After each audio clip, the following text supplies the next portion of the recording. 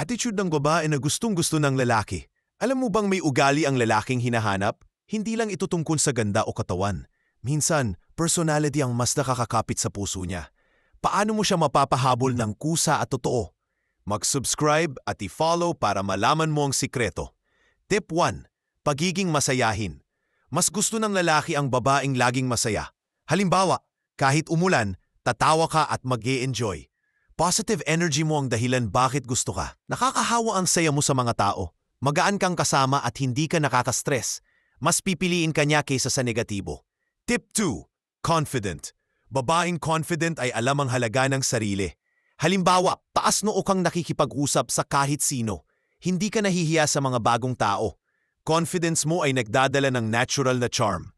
Mas naa-attract siya sa self-assured na babae. Nakikita niya na hindi ka madaling mabali. Tip 3. Pagiging mahinhin. May kakaibang appeal ang babaeng marunong magdala ng sarili. Halimbawa, maayos ka magsalita at hindi palamura. Hindi ka sumisigaw para lamang mapansin ka. Elegance mo ay nagbibigay ng respeto mula sa iba. Mas pinapahalagahan ka kapag graceful ang kilos mo. Misteryoso kang tingnan dahil sa iyong finesse. Tip 4. Mature kung mag-isip. Gusto ng lalaki ang babaeng marunong mag-isip muna.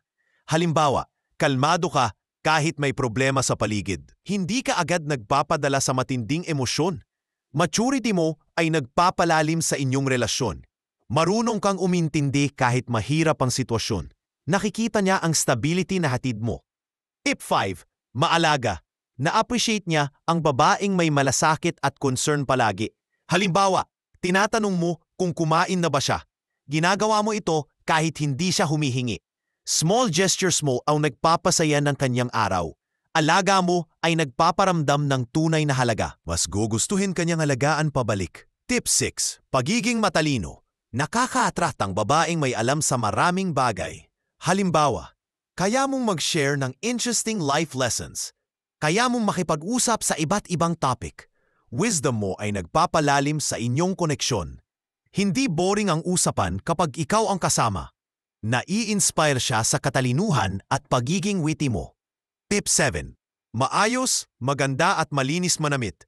Presentable ka kahit simpleng lakad lang ang pupuntahan. Halimbawa, nakaayos ka at malinis ang iyong bihis. Effort mo ay nagpapakita ng respeto sa sarili. Mas naa-attract siya kapag maayos ang presentasyon mo. Hindi kailangan magarbo, basta neat at bagay. Style mo ay nagdadagdag sa charm mo. Tip 8. Pagiging magalang sa magulang at nakatatanda. Hinahangaan ka niya kapag marunong kang magtakumbaba palagi. Halimbawa, magalang kang nakikipag-usap sa kanyang mga magulang. Alam mo ang tamang tono at galaw. Nakikita niya na may respeto ka sa pamilya. Magandang reflection ito sa values at upbringing mo. Mas naiisip niyang ikaw ang babaeng para sa kanya. Attitude ang susi para mas tumagal ang relasyon.